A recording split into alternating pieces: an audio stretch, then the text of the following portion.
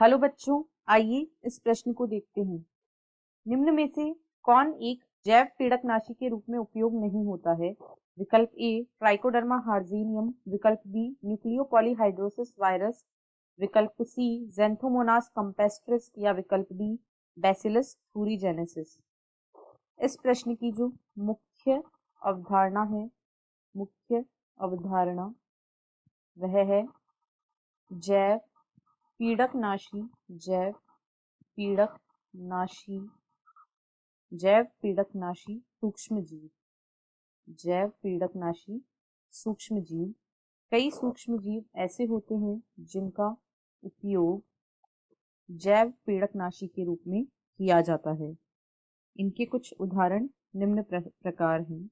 कुछ जैव पीड़कनाशी, उनके उदाहरण निम्न प्रकार हैं। सबसे पहले जो बैसिलस थूरीजेनेसिस होता है, बैसिलस थूरीजेनेसिस,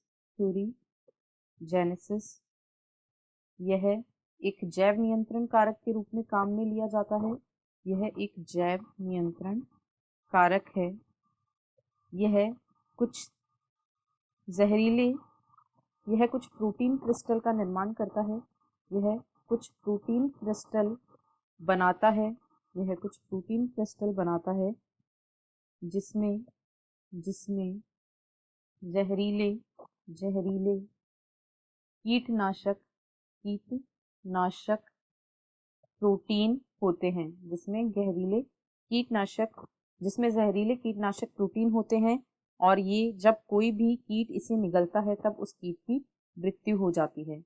अब जो दूसरा जैव नियंत्रण कारक या जैव पीड़कनाशी है वह है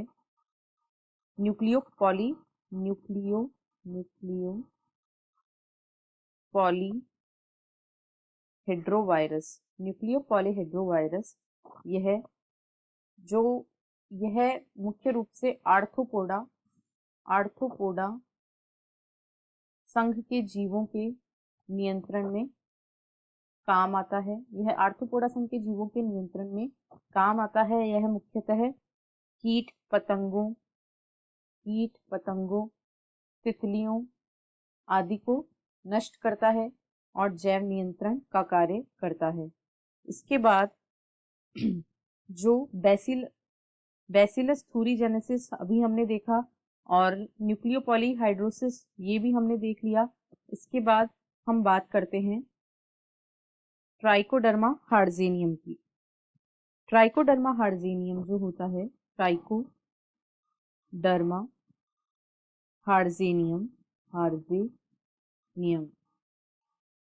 ट्राइकोडर्मा हार्जिनियम एक मुक्तजीवी कवक होता है। यह एक मुक्तजीवी कवक होता है और इसका उपयोग सूक्ष्म जीवों की वृद्धि को रोकने के लिए किया जाता है। यह मुख्यतः पौधों में रोगजनक सूक्ष्म जीवों की वृद्धि को रोक देता है। यह एक मुक्तजीवी कवक होता है जो पौधों में मुख्यतः रोगजनक सूक्ष्म जीवों की वृद्धि को रोक देता है। अब यदि विकल्पों को देखें तो ट्राइकोडर्मा हार्जिनियम एक जैव पीड़कनाशी होता है। न्यूक्लियोपॉलीहाइड्रोवायरस भी एक जैव पीड़कनाशी है। इसके अलावा बैसिलस थूरीजेनेसिस भी एक जैव पीड़कनाशी होता है, अभी हमने देखा। परंतु जो ज़ैंथोमोनास कैम्पेस्ट्रिस होता है, इसका उपयोग एक जैव पीड़कनाशी के रूप में नहीं किया जाता है। इसीलिए विकल्प सी इस प्रश्न का सही उत्तर है। आशा है आपको प्रश्न समझ आया होगा। धन्यवाद।